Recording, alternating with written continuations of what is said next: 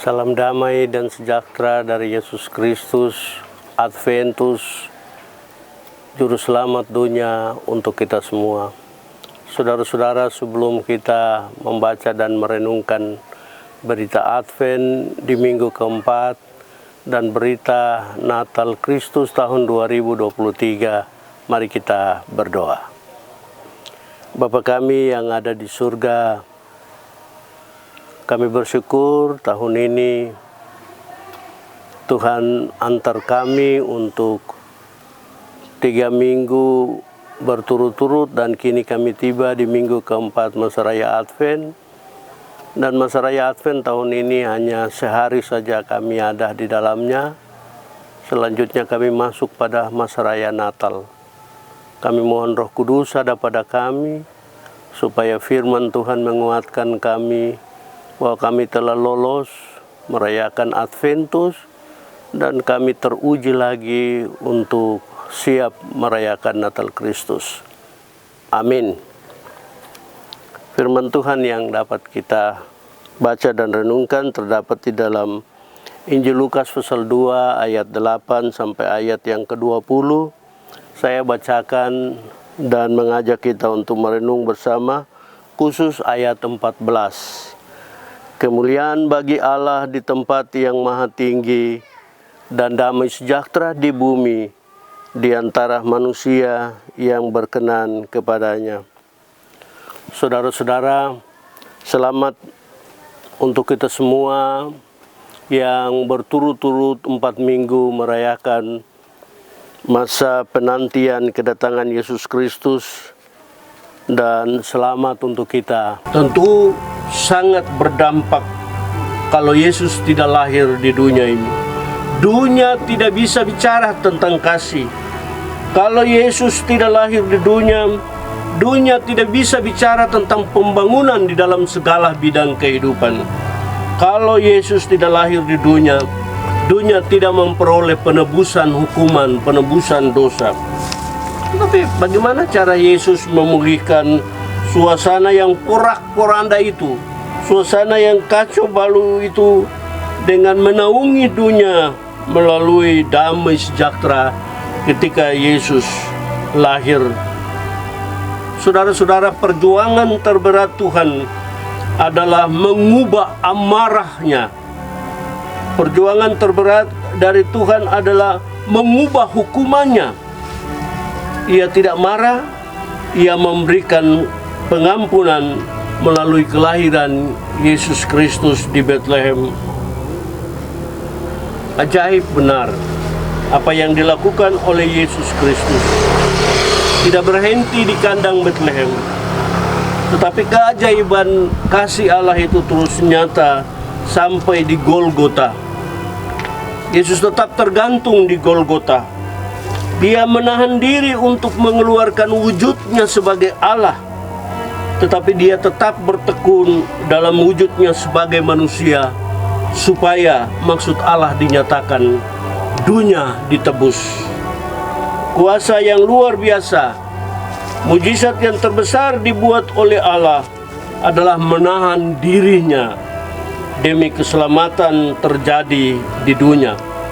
Peristiwa kelahiran Yesus Kristus di Bethlehem jadi bukti yang wajib dunia ini perhatikan, yaitu bertekuk lutut, menyembah, memuliakan Tuhan di tempat yang maha tinggi, supaya damai sejahtera itu ada di dalam dunia ini. Itu firman Tuhan. Dari firman Tuhan ini ada beberapa hal perlu kita renungkan di satu hari masa raya Advent ini dan di perayaan Natal nanti. Pertama, Allah sudah turun tangan. Sekarang giliran kita. Kita mau turun tangan atau kita lipat tangan. Saudara, banyak kali kita turun tangan dan menimbulkan konflik-konflik baru. Contoh sederhana, banyak kali sebagai orang tua kita tidak tahan amarah kita, tangan kita turun dan memukul anak-anak kita yang masih punya ruang besar untuk mendapatkan bimbingan. Tetapi karena kita tidak menahan diri, menahan emosi kita, anak-anak kita dapat tampar, dapat toki. Turun tangan begitu penting bukan untuk mencederai. Turun tangan begitu penting bukan untuk menghukum. Turun tangan begitu penting bukan untuk menghalau, mengusir, tapi turun tangan untuk mendamaikan. Turun tangan untuk memberikan nasihat. Turun tangan untuk merangkul. Hal yang kedua yang perlu kita renungkan adalah damai sejahtera itu tidak jatuh tiba-tiba dari langit. Damai sejahtera itu butuh proses. Damai sejahtera itu butuh pelatihan-pelatihan. Damai sejahtera itu butuh ruang yang terbesar untuk dilatih terus-terus menerus. Contoh, kita yang sudah punya nama. Tapi bagi kita yang belum punya nama besar misalnya, jangan kita pesimis, kita tetap berbesar hati. Bukan mereka yang punya nama saja yang dapat menyampaikan damai sejahtera. Kita yang tidak punya nama, kita yang kecil, kita yang tergerus oleh perubahan zaman ini juga, kita yang terpencil, kita juga Tuhan pakai untuk menyampaikan damai sejahtera itu. Damai sejahtera itu tidak bisa disediakan begitu saja oleh lembaga-lembaga internasional. Tapi damai sejahtera itu juga Tuhan beri untuk lembaga-lembaga lokal untuk mengerjakan damai sejahtera itu dari apa yang dapat mereka kerjakan. Jadi damai dan sejahtera itu sudah ada untuk semua keadaan, untuk semua strata tanpa ada perbedaan. Kita yang besar, lakukanlah, bawalah damai sejahtera itu menurut kapasitas kita. Damai sejahtera untuk kita yang kecil, kerjakanlah damai sejahtera menurut keadaan kita dan tidak ada paksaan-paksaan. Damai sejahtera itu berlaku untuk semua dalam situasi dan keadaan yang kita dapat.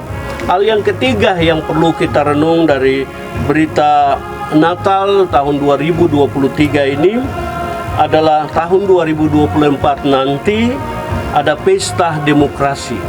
Tahapan demi tahapan pesta demokrasi awal dan akhir tahun 2024 sudah dimulai dari sekarang.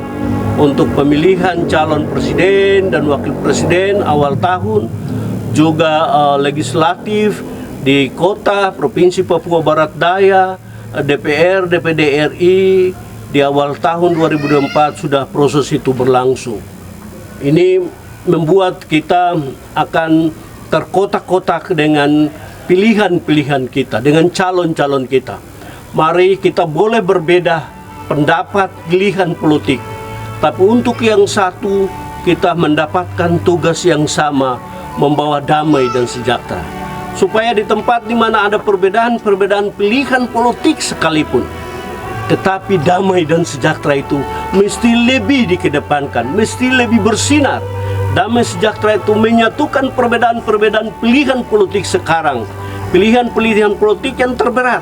Damai sejahtera mesti ada di sana. Di akhir tahun kita akan diperhadapkan dengan pilihan pilkada. Pilkada ini juga membutuhkan kita mesti tampil membawa damai sejahtera. Kita punya calon wali kota, calon wakil wali kota, kita punya calon gubernur, calon wakil gubernur. Ini akan membuat kita berbeda-beda dalam pilihan-pilihan pemimpin kota dan provinsi nanti. Tetapi dalam situasi itu kita hendaknya merenung bahwa selain kita membawa pilihan politik kita juga membawa pesan damai sejahtera yang dinyanyikan oleh para malaikat, disaksikan oleh para gembala, bahwa damai sejahtera itu juga kelompok-kelompok yang berbeda-beda bawa.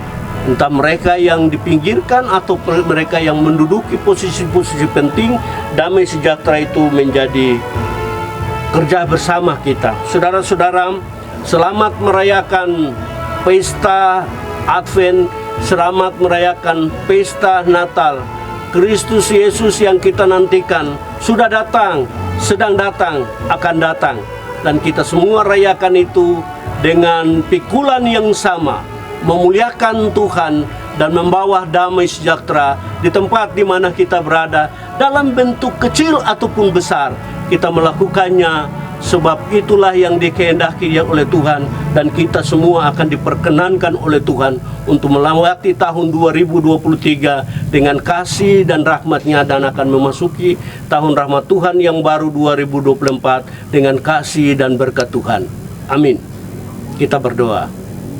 Bapa di surga, kami bersyukur Tuhan pimpin kami 3 minggu lamanya ada dalam pesta penantian.